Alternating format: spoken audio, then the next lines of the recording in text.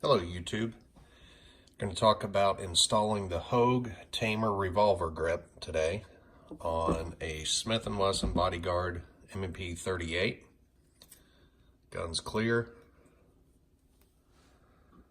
This is the factory grip that's installed. It's a very hard plastic. Doesn't offer much recoil. The Hogue grip, nice molded soft rubber, going to give you a little more cushioning support when you fire the weapon. For this one, the M&P Bodyguard 38, the part number from Hogue is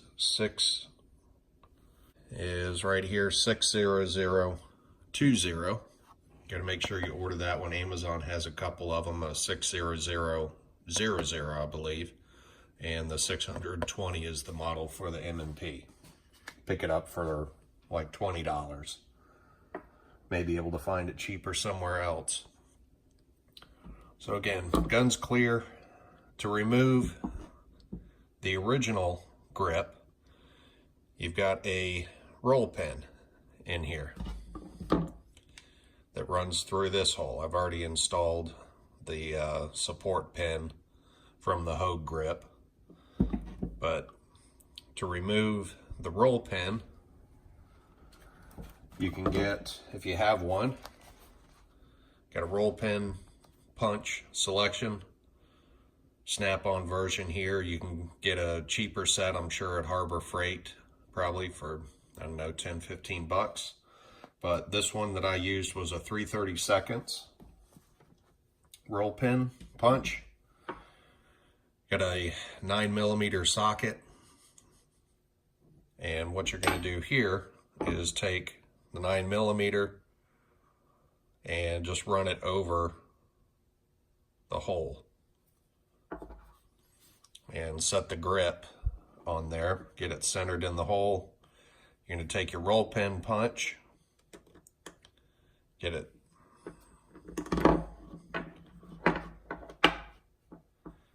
centered, and then just use a hammer.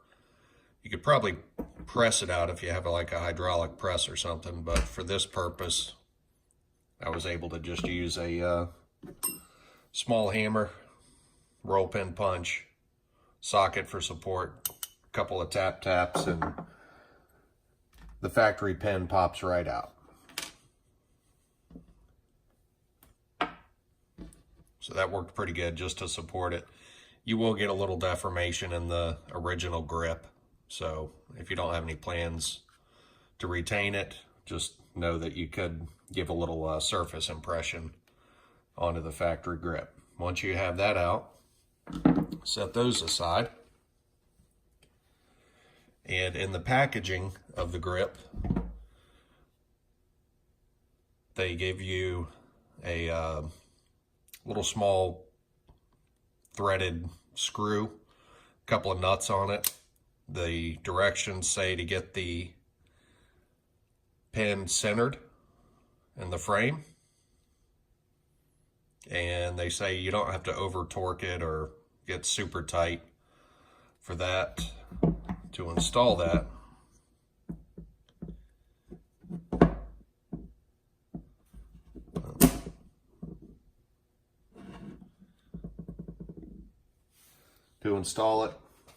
all I used was a couple of needle nose pliers. Once you get it approximately centered, a couple of needle nose pliers on either side. I don't know what the nut size proper diameter is for, if you could get a socket in there. It might be a little tight. You don't want to damage the frame of the gun, but could be a little bit tight right up here in the edge if you try to use a socket. Once you have that centered and snug, if you wanted to put a little bit of Loctite, you could use probably a thread locker, not the permanent kind, but maybe a high resistant thread locker, Loctite type product, and just make sure it's not going to vibrate loose with any use of the firearm. Once you have that installed, the instructions are pretty clear. The picture's not too great for this one section about removing these molars from the factory grip, and you have to do that for, from the Hogue grip. It's for the Bodyguard only. References these molars, which all these are just a little plastic piece that's molded. Let's see which one we got loose. Inside here, see if I can get a better light on it.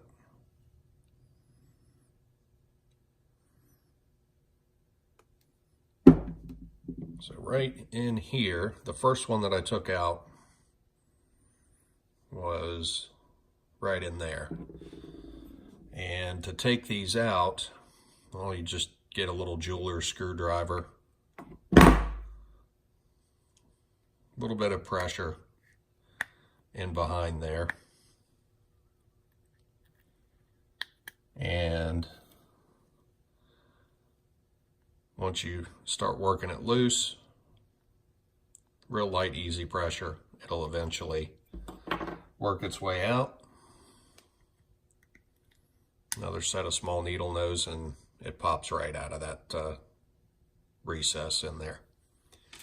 Set those aside. You don't need to retain those. Same thing on the other side.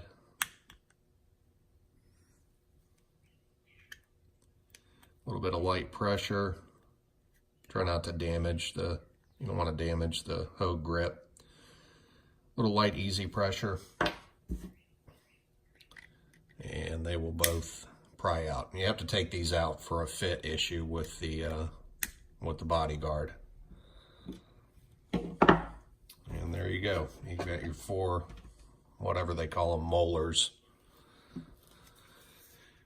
in there. I don't know if we can get a good picture. You can see the little cavity in there where they set.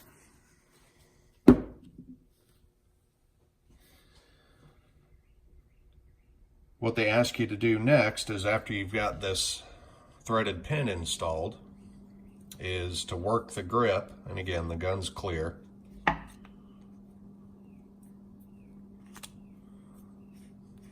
Gun's clear.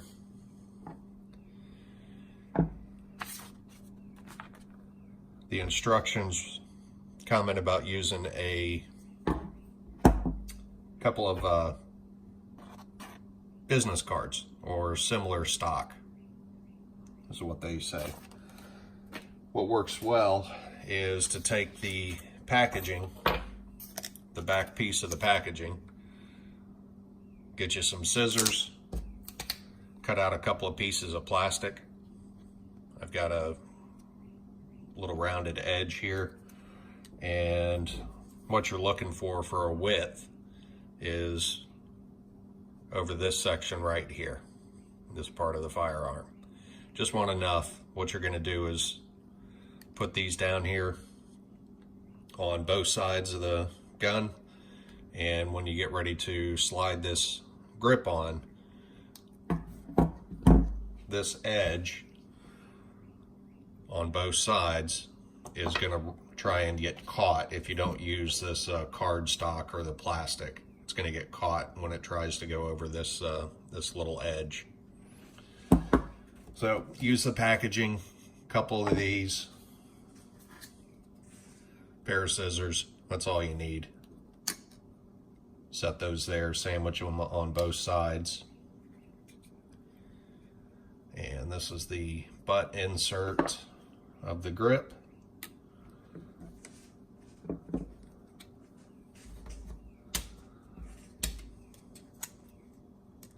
Get those positioned. I don't think the plastic's going to do any damage to the frame. Next, they say it's with a radial motion.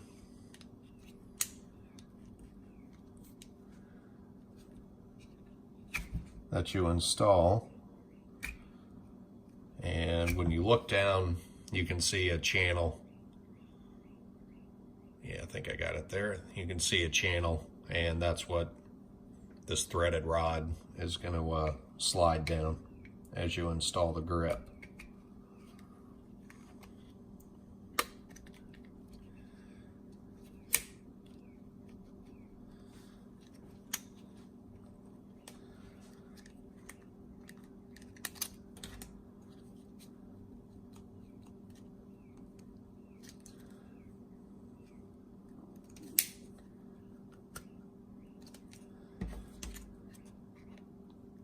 Takes a little bit of work to get that in there.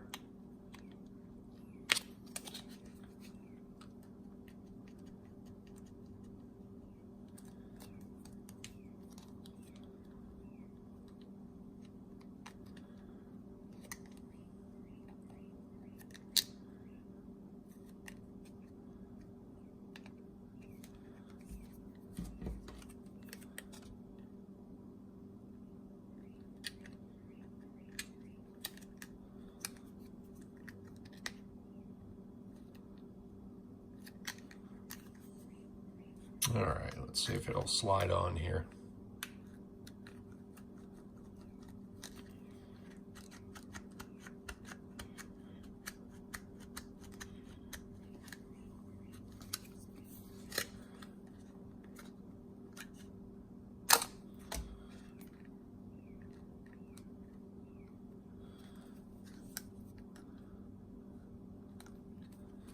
It's a little bit of a tight fit, but that's what you want. You don't want this rolling around on you when you're firing off rounds. All right.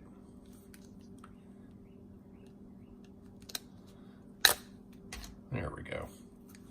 Takes a little bit of work, and then you're just going to manipulate it. Keep tweaking it back and forth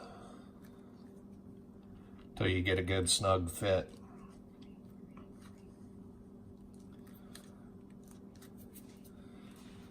All right. Check the fit. Looks like it's up snug on both sides.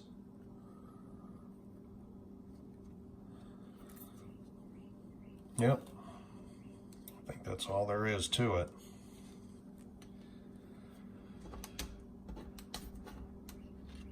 And these got a little deformed. Maybe business cards. Some kind of card stock would have worked better. Been a little bit easier to install it. But grip provides much better cushioning on the back there. Much better than this factory polymer. Very rigid. Just not a great feeling. Great feeling grip. Once you have that piece in position, the buttstock bottom piece, it's got this curved edge, and that is just going to slide into the firearm, into the bottom frame there. And you can see that this is split. So what you have to do is you have a channel in here. And I don't know if I can get it on camera, but inside here is a circle recess on both sides. And what's going to happen is as you slide this forward, that circle, that recess in this piece is going to notch in to this threaded rod on both sides. So that's why you want to have it centered, is so that'll pop in there. Also, you can see this is split on the bottom. Reason for that is that you're going to have to spread this open. So make this wide enough for these two recessed holes here to pop into the threaded rod. Now their instructions say use a 38 shell to pop in here. Obviously a fired shell, not a live round. So for that, what I've got is just a punch that I think may work. Haven't test fitted this yet. So we'll pop that in there, see how difficult this is to install. Let me see if we can get use this little hobby screwdriver just to get a little opening, help thread that or spread that open. And of course you want to be careful not to damage the frame of the firearm again.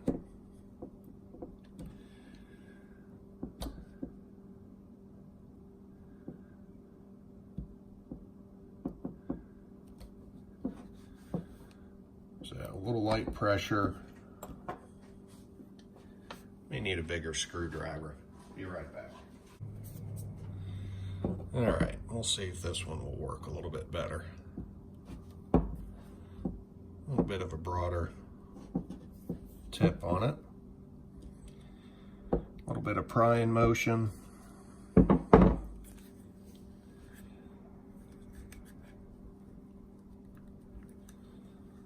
And I think that's all it needed. It's just a little bit of extra effort.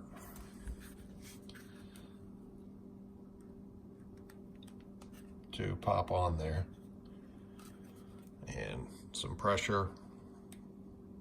Doesn't feel like it wants to pull off.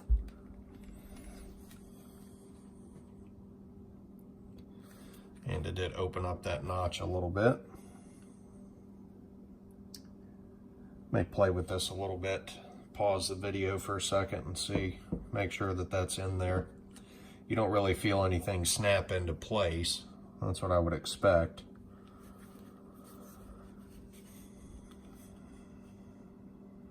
Is that I would think that would become a little more uniform of a gap all the way across instead of spread open like this. So we're going to pause the video and see, I'll fool with it here and then come back and let you know what I found. Okay, we're back. So what I ended up doing is, it looks like it is going to end up spread open a little bit wider here at the front edge and at the back. So basically off camera what I did was just held the gun up to my chest and pressed just to get a lot of pressure on the frame of the gun and on the butt. Press like that. Again, guns up to your chest that way. Obviously unloaded. Fingers away from the trigger. A lot of pressure, and it did pop into place. And when looking on the bottom, you can see the bottom edge of the frame of the gun right in there. So that gap is going to be a little bit wider on the front edge, but nice uniform fit all the way around. Tells me that it's in there snug. Doesn't feel like this is going to move around at all, but certainly like the feel of this grip. Much better than the factory. Get your finger recesses. Looks like a good quality grip. Haven't put any rounds through this pistol yet. Hope to do that this weekend, but pretty good product so far. Better feel. It's got a rubber insert inside here. Add a little extra recoil, cushioning power. And yeah, just change the look of the gun to black it out from factory. Get rid of this hard plastic piece. But overall, pretty easy install. Took maybe 10 minutes, 15 minutes of prepping with getting the tools ready, getting the camera, everything set up. But hope you find this useful. If it is, give a thumbs up, and any comments, throw them in there, and would appreciate your feedback. Thanks so much.